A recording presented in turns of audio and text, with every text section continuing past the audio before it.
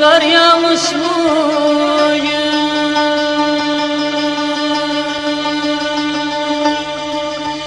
Gözlerim yaş dolu da kanam içim kanalar.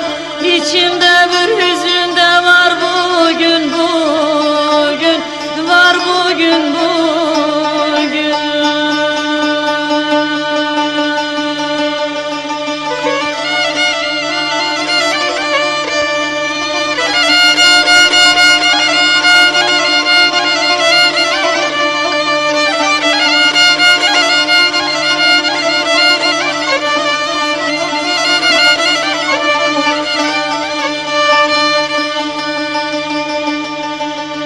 Dağlara mevsimsiz de yar yar kar mı yağar ki?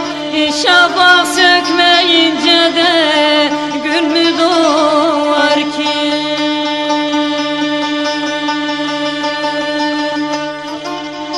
Bir hata mı ettim de yar yar suçum mu var ki?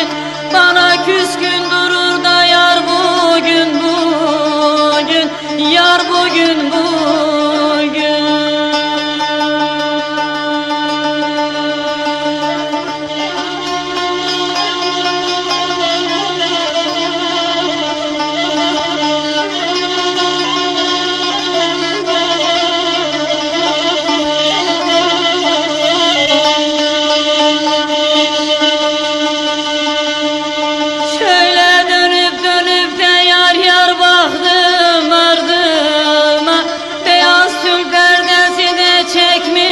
Camına çekmiş camına.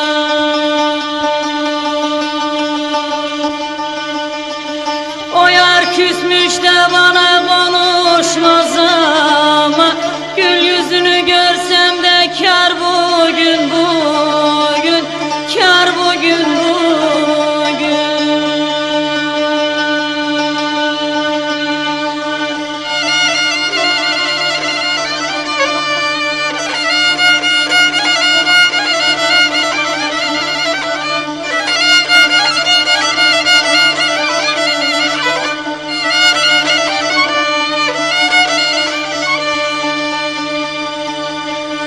Hüzün çöktü de turan aksu yüzüne. Mecnun oldum düştüm de sevda çölüne, sevda çölüne.